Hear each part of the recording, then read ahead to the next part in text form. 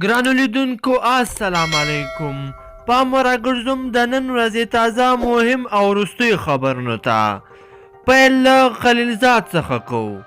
د امریکا د بهرنیو چارو وزارت د یو رسمي بیان په ترڅ کې اعلان کړی دی چې د افغان سولې لپاره د امریکا خاص استازی زلمی خلیلزاد به له کابل څخه دوحې ته ولاړ شي او ژر به له طالبانو سره د سولې مذاکرات بیرته په رسمي توګه پیل کړي.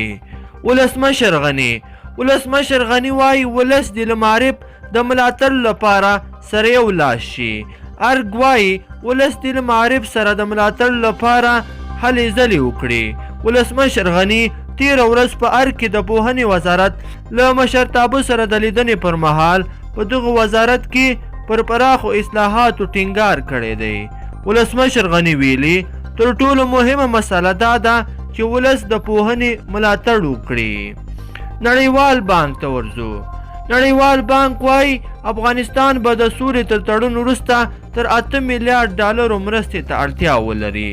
د نړیوال بانک د تازه تحلیل او ارزونې له مخې افغانستان به د طالبانو سره تر احتمالي سیاسي توافق وروسته هم نړیوالو مرستو ته اړتیا ولري. دی بانک په خپل تازه راپور کې ویلي افغانستان به د سولې تر تړون وروسته هم د خدمتونو د وړاندې کولو او د تاوتریخوالي د مخنیوي لپاره په کلني ډول له 6 څخه تر 8 میلیارډ ډالرو پورې مرسته وکړو. دوستم ته ورځو. دوستم په شمال کې د پراخو نظامي عملیاتو پیلېدو خبر ورکړی دی. د ولسمشر لومړی مرستیال جنرال عبدالرشید دوستم په شمالي ولایتونو کې د ترهګرو پر ضد د پراخو نظامي عملیاتو خبر ورکوي.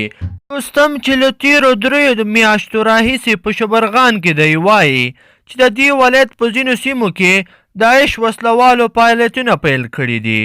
نوموړی وروسته تر هغه په یاد ولایت کې د عملیاتو د پیلېدو خبره کوي چې 4 ورځې وړاندې د دفاع وزارت سرپرست اسدالله خالد او په افغانستان کې د غوث ملاتړ ماموریت قومندان جنرال سکاټ میلر د دوستم لیدو ته ورغلي وو.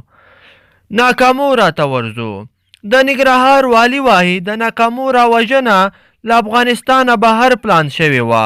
ننګرهار والي شاه محمود میاخیل وایي په جلال آباد ښار کې د جاپاني وژل شوي خیریه کارکوونکي ټیسو ناکامورا د وژنې پلان له افغانستانه بهر چمتو شوی و.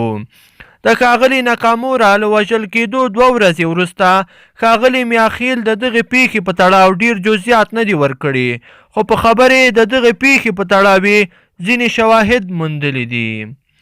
ټاکنو کمیسیون ته به ورسو. ټاکنو کمیسیون وایي د شته ستونزو هواري لپاره ښکېلو لوریو سره علني ناسته کوو.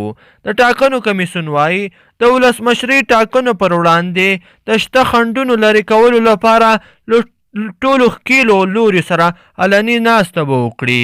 د یاد کمیسیون یو تنویان علي افتخاري ویلي دوی به په دې ناستې کې یو ځل بیا د ټاکنیزو مسایلو ټول تخنیکي جزئیات د نړیوالو ناظرینو په حضور کې د نوماندانو له ناظرینو او سیاسي احزابو سره شریک کړي. جرمني ته به ورسو. جرمني وایي د افغان سولې په برخه کې خپلو همکاریو ته ادامه ورکوو. د افغانستان لپاره د جرمني ځانګړي استازي پیټر پراګل د ملي امنیت له سراکار حمدالله محب سره کتلي دي. دواړو لورو د سولې او ټاکنو په اړه بحثونه کړي دي. د جرمني ځانګړي استازي ویلي چې دوی د افغانستان د سولې په مسله کې خپلو همکاریو ته ادامه ورکوي. ګرانو لیدونکو په دې هیله چې د نن ورځې خبري ټولګه مو خوښه شوې وي.